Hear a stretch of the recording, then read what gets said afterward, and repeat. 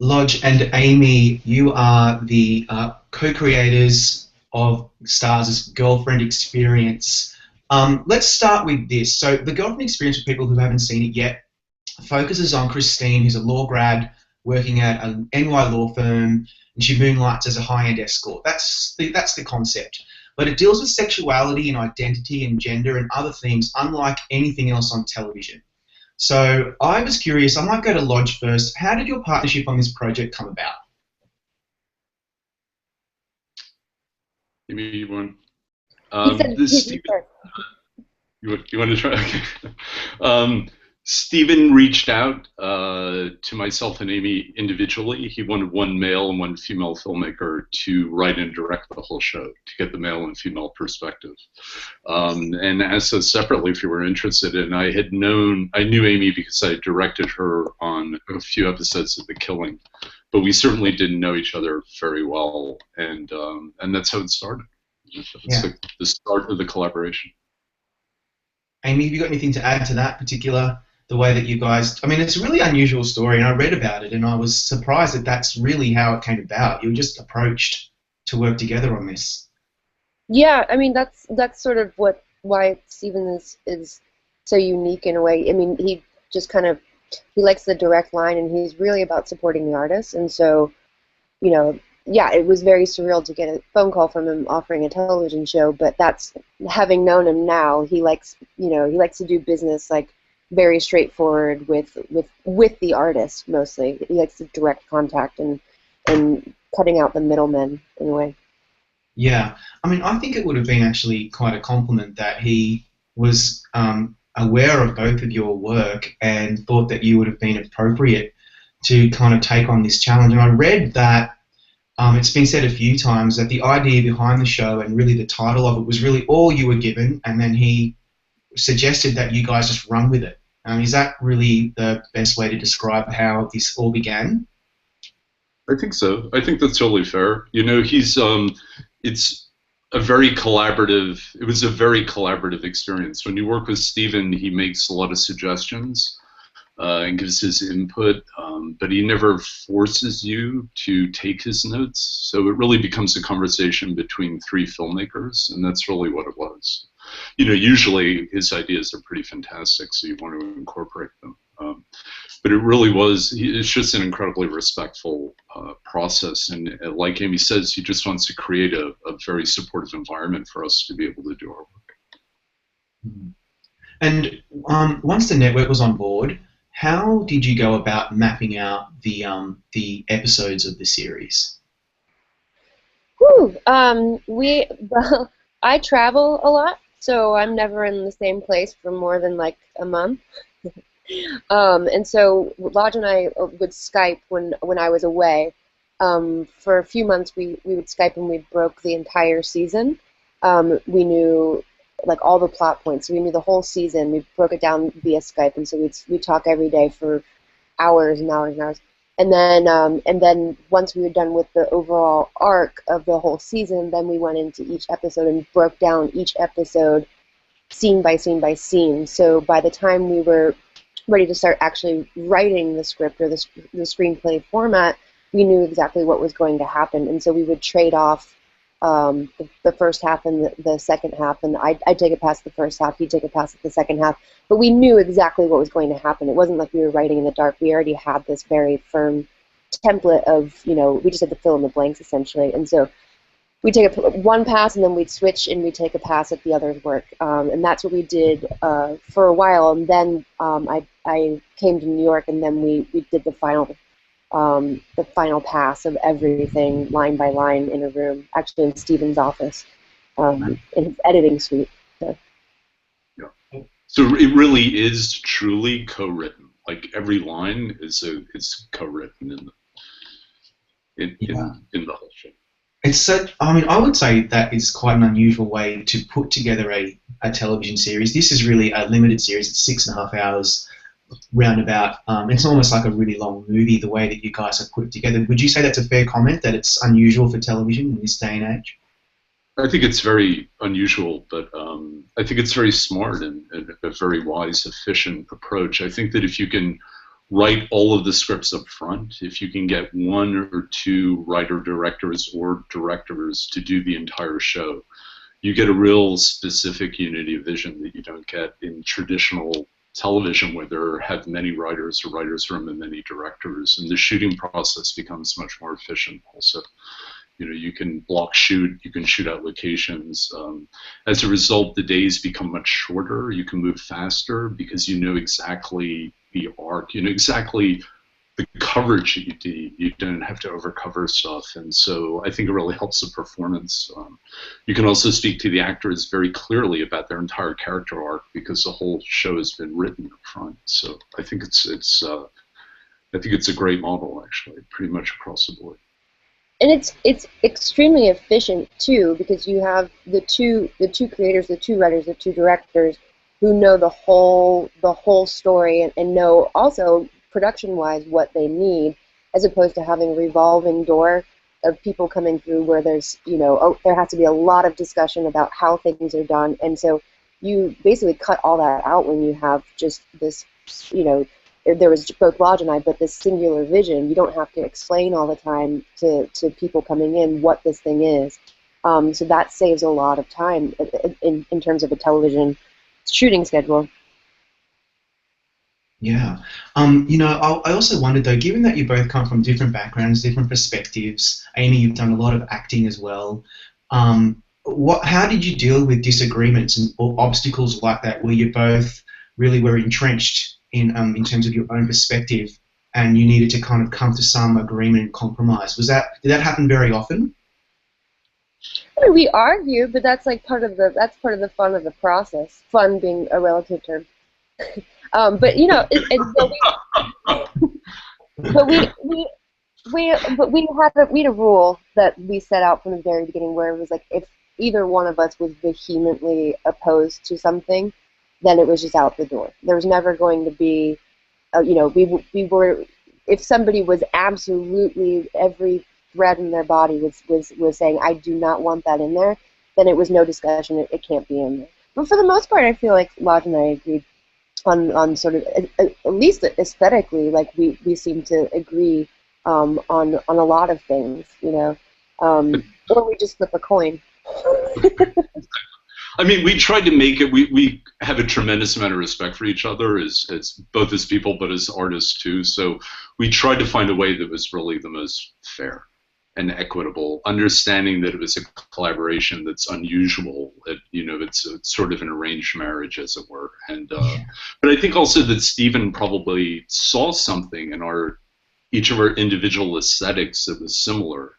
And I find it very interesting that even though Amy and I almost alternated directing duties, a lot of viewers and a lot of critics can't really tell the difference who directed which episode. So somehow there's something, maybe not seamless, but we're operating within a certain band of, you know, where there can be a unity.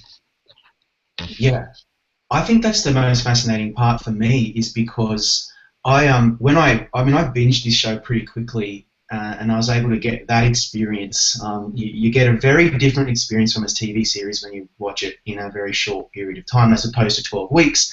And it felt very seamless to me. It felt like your vision was very unified, and which is remarkable, given that you are, you know, obviously different people and have different perspectives and backgrounds. So that's a testament, I suppose, to the planning that went into it, which is why I asked that question earlier. And this as well, how much, I mean, I know you've probably been asked this a lot, but you would have had to do quite a bit of research, obviously, in this subject matter, right? Yes. Yeah. I mean, let's see. It was more researching law stuff. I feel like we went to law school. Yeah. Because then, you know, when you break it down and sort of the stuff that we wanted to explore with Lodge and I, you can liken it to many relationships. It's just two people, you know, coming together in private and what they share with their time. It's just understanding humanity. But we asked a lot for like technical things of how they get paid and sort of, you know, some inspiration here and there. But we interviewed some I don't know, maybe like a half dozen escorts and some of their jobs. But for the most part, it's us just sort of, you know, imagining that world and creating it and manipulating it. It's not necessarily based on any hard facts of what that world is actually like. Sure, sure. We had two consultants who were very open about their experiences with us, but we were never trying to create, it was never hyper-realism or social realism. We weren't trying to create, this is what it is actually like to enter the world of high-end escorting. That was never our purpose. It was more of a framework, you know, a thematic framework where we could explore the issues and themes that were really interesting to us. Yeah, that's a good point. But I think you've got the law firm stuff down pat. From experience, I can tell you that law firms are their own crazy world in themselves, and I think you got that pretty right. I'm curious as well about casting Riley as your leading lady. She really surprised many people who weren't aware of her work prior to this particular project, and she really held it together really well. What was your what made you decide on her as the person who was right for this role? Well, we had Stephen had mentioned her because she was in Magic Mike, and he's even though she was briefly in Magic Mike, he's very good at picking up on somebody who, you know, people's potential. Hence why I'm here. But he, you know, but he's really good at seeing something in somebody, and he was telling us about her that he thought she was really special, and told us that we should meet with her. And when we met with her, we felt the same way. She's incredibly intelligent, incredibly like composed, and also has this really dark, weird side to her that I think is necessary for a role like that. And she understands things. She's got this depth of understanding that I feel like Lodge and I both responded to in such a young actress. And there's not that many actresses that can pull off that performance at her age. I don't think. Yeah, I agree. I think, you know, I think she's really fearless in a lot of ways, and not in the standard way, not because of the sex scenes, although there are a tremendous amount of sex scenes, and sex scenes can be very uncomfortable for actors, and so, but I think she carries the entire show. You know, 95%, she's in 95% of the scenes, or even more. And she undergoes a real psychological, emotional, and also physical transformation. And it's all her. The whole series rests on her shoulders. So I think she did a tremendous, tremendous job. And we should say something also to the way that we created it is, you know, in these shows, like the consistency of the performance and is all about trust and allowing people to go, you know, trusting your directors to go somewhere. And since it was just me and Lodge, she didn't have to, like, every week have to trust a new director and understand their motivations. It was all just so cohesive, and we all knew where we were going. So that's why it feels so seamless, is that it was us the whole time. Absolutely. Yeah. And also because all the scripts were written up front, so she could see her entire character. There was never a surprise for her, and, you know, in that sense. And that would have made her feel pretty supported and safe, perhaps. Because, you know, you were doing things that would have made a lot of people uncomfortable. Like, let's talk about that. So, you know, the sex on the show, I wouldn't call it graphic, but I would certainly call it matter of fact. It was intimate, and in many ways it was real. The audience was a voyeur in some of those scenes, perhaps. I mean, you could put it that way if you like. What decisions did you guys make in how the sex would be portrayed on this show? I think you said it. I mean, it was we had a lot of discussions before, you know, when we're writing, because we were writing, it was just me and Lodge, and so that kind of acted as, again, our tone, our period of a tone meeting, this very long, extensive thing, and that the words matter of fact are what we constantly would say, is that it's just to approach it, you know, however you get there, whatever lens you choose, where you put the camera, how they're behaving.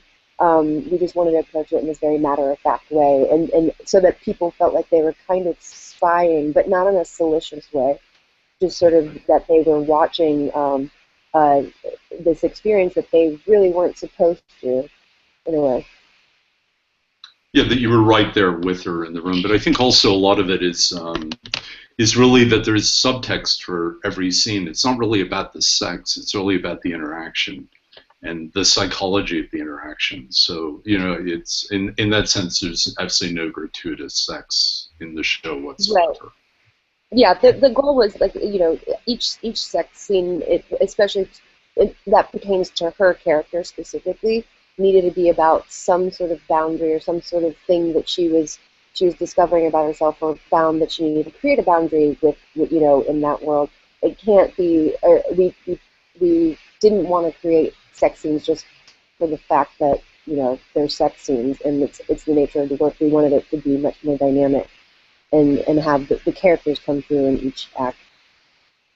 Yeah, and I think the psychology as well is what Lodge just referred to is critical in understanding the show. Like when you watch episode 1, when you re-watch episode 1 after you've seen all of the episodes, you see how different the characters are. Like, Christine is so polished and confident and in control by the end of it. But towards the beginning, especially in the law firm scenes, she's a grad, and so she's not in control necessarily, but we start to see glimpses of her uneasiness, especially in her home. She wires up her home. She becomes a lawyer of herself, and in that scene with her father, that's a beautiful scene for Riley. Talk us through trying to crack that polished shell of Christine and getting to the kind of the guts of who she really was by the end of the season. Well, go ahead. Okay.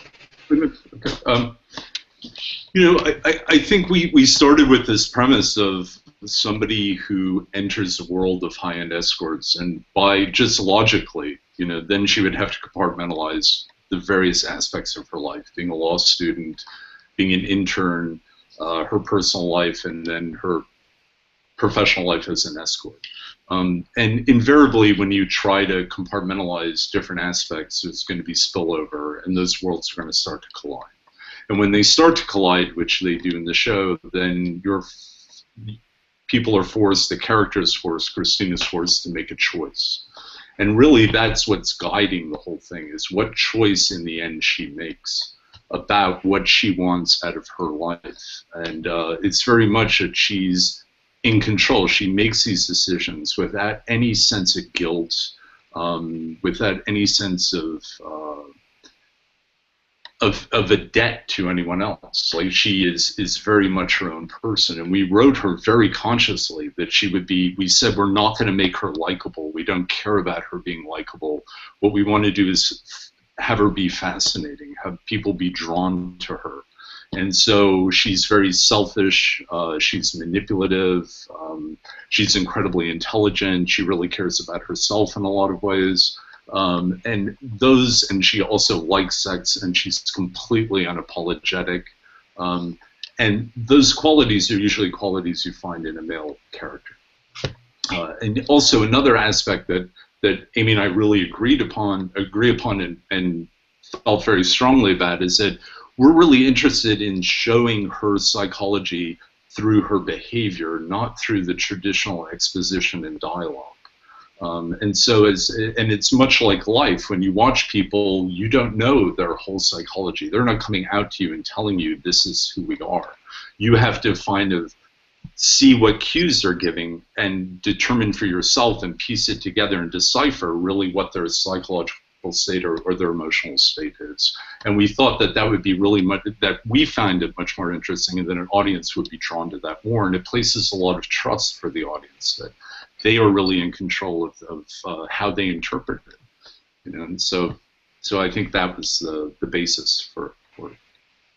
Yeah, and allowing the audience to, bring their own baggage to the situation. We were never trying to explain that anything that she was doing was right or wrong, even as the filmmakers, and not trying to make people feel like this is something good for her, this is something bad for her. We wanted people to have the opportunity to just watch something objectively and make their own decisions and decide, and which is why we knew in the beginning that it was going to be this big conversation piece sort of centered around that, because we're not trying to make people feel comfortable about whether it's right or wrong.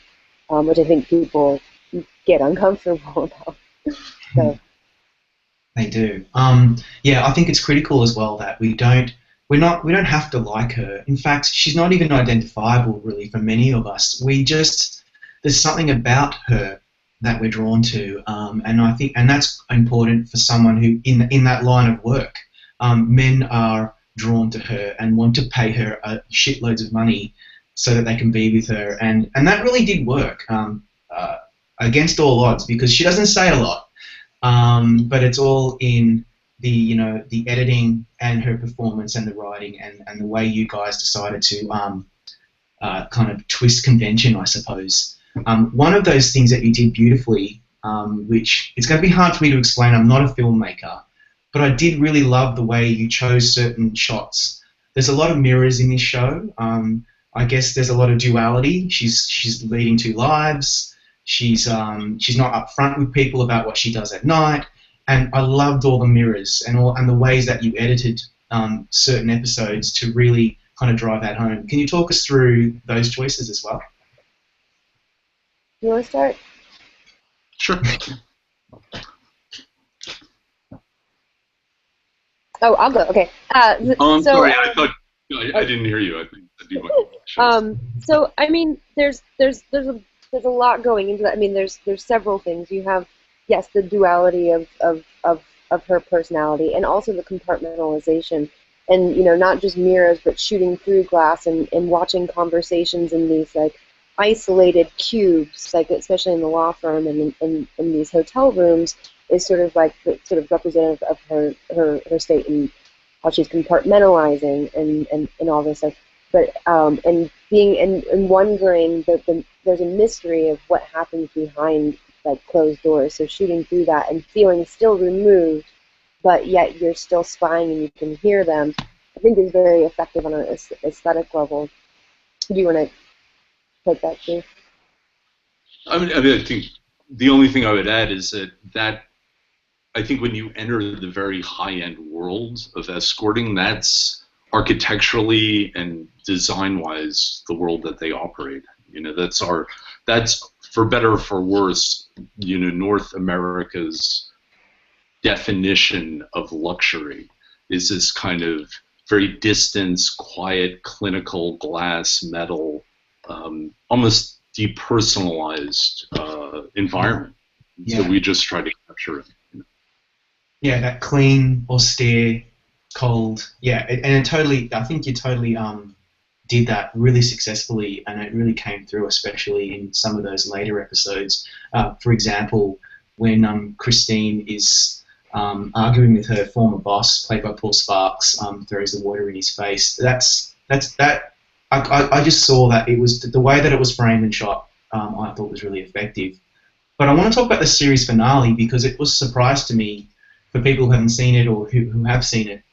Christine acts out this bizarre fantasy with one of her clients, and it made me feel uncomfortable. It was strange. It was unusual. But again, for Christine, it was all in a day's work. I'm curious to know why you chose that as the finale of this journey that we took with this character. I think that's a certain period of time after episode 12, so she's made her choice. I think it's like 8 months, 9 months afterwards, in that range. She's made her choice. She wants to live the life of an escort, and she chooses that over everything. And so it's very performative, certainly.